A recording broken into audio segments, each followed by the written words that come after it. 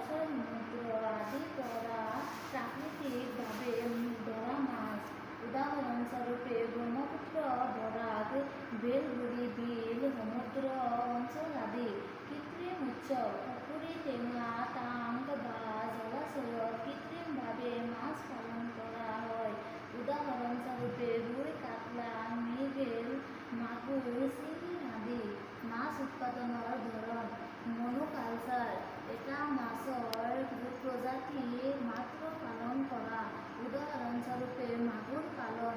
পলিকালচাৰ, একেলগে একাধিক মাছৰ প্ৰজাতি পালন কৰা।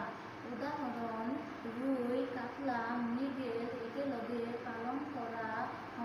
সম্বন্ধিত মৎস্য চাষ, মাছৰ সৈতে পশুপালন বা কৃষি একেলগে কৰা। উদাহৰণস্বৰূপে মাছ, হাঁহ পালন, মাছ দান চাষ ইত্যাদি। মাছ উৎপাদনৰ বাবে প্ৰয়োজনীয় উৎপাদন: উপযুক্ত পুখুৰী বা জলাশয়, শুদ্ধ পানী আৰু অক্সিজেন, সঠিক আহৰণ, ভাল মানৰ মাছৰ পোনা, নিয়মিত পৰিচৰ্যা আৰু ৰোগ নিয়ন্ত্ৰণ। মাছ উৎপাদনৰ গুৰুত্ব: মানুহৰ বাবে প্ৰটিনৰ মূল উৎস, গ্ৰাম্যাঞ্চলৰ মানুহৰ আয়ৰ উৎস। কৃষি প্ৰণালীৰ অংশ হিচাপে জৈৱ সাৰ উৎপাদন সহায় কৰে। ৰপ্তানি সামগ্ৰী হিচাপে ভাৰতৰ অৰ্থনীতিৰ ভূমিকা আছে। বেকাৰত্ব হ্ৰাস কৰে আৰু আৰ্থ-সামাজিক উন্নতি আনে। উপসংহাৰ: মাছ উৎপাদন কৃষি প্ৰণালীৰ এটা অতি গুৰুত্বপূৰ্ণ অংগ।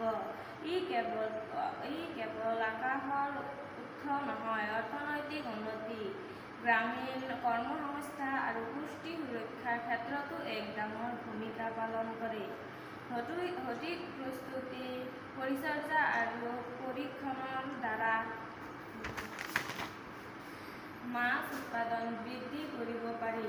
এইদৰে উচ্চ চাপ উন্নতি হ'লে দেশৰ খাদ্য সুৰক্ষা আৰু অৰ্থনৈতিক স্থিৰতা দুয়ো নিশ্চিত হয়।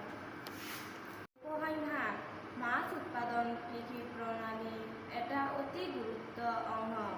ই কেৱল আহাৰৰ উৎস নহয়, অৰ্থনৈতিক উন্নতি, গ্ৰামীণ কৰ্মসংস্থান আৰু পুষ্টি সুৰক্ষাৰ ক্ষেত্ৰতো এক ডাঙৰ ভূমিকা পালন কৰে।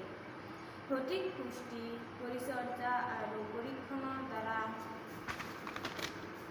মাছ উৎপাদন বৃদ্ধি কৰিব পাৰি। এইদৰে